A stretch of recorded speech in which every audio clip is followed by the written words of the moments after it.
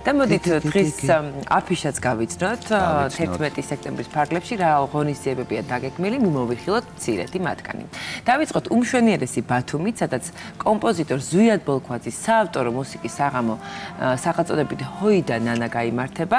ღონისძიებას ბათუმის სახელმწიფო მუსიკალური ცენტრი უმასპინძლებს. კონცერტში მონაწილეობას მიიღებენ ლიზა ბაგრატიონი, აჩიკო ბერიძე, სოფო ხალვაში, ასევე ნუკრი კაპანაძე და ნეკა სებისკვერაძე. მუსიკალური საღამო დღეს 8 საათზე დაიწყება.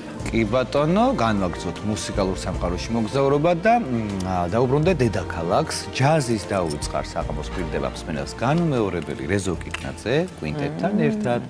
კონცერტი არტერიაში 22 საათზე დაიწყება. ძვირფასო ტელემაყურებლებო, ვისაც გიყვართ ჯაზი, შეგიძლიათ ეწვიოთ და მიიღოთ სიამოვნება. ასევე გეტყვით იმასაც, რომ ჩვენთვის საყვარელი სუხიშვილები მორიგი კონცერტი წარდგებიან მაყურებლის წინაშე. მოცეკვავები თაკარას ღია სცენაზე გამოვლენ, სადაც ჩვენთვის ძალიან ძვირფას ეროვნულ ცეკვას, როგორც ძველი, ისე ახლებური ინტერპრეტაციით შეასრულებენ. კონცერტების სერია დღეს დაიწყება და 20 სექტემბრის ჩათვლით გაგრძელდება. მსურველებს კი დაუვიწყარი საღამოზე გაქვთ შანსი რომ დაესწროთ.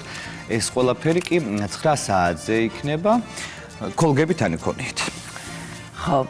და ცოტა მოსაცმელები, იმიტომ რომ მაინც იქ ცოტა კრივა. ხო, ცოტა კი ბატონო. მე შემზადებული ვარ. კარგი ამბავი გვაქვს ასევე თეატრის მოყვარულებისთვისაც.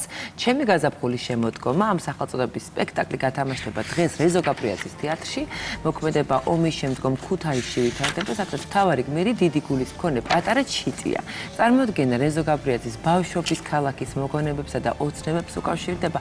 აღსანიშნავია, რომ სპექტაკლი თოჯინური ოსტატობის, ქართული ხალხური სიმღერისა და ცეკვის ერთობლიობას წარმოადგენს. აქვე ვთქვათ ისიც, რომ მაყურებელ სპექტაკლზე დასწრება 11, 12, 17 და 18 სექტემბერს საღამოს 19 საათზე შეეძლება.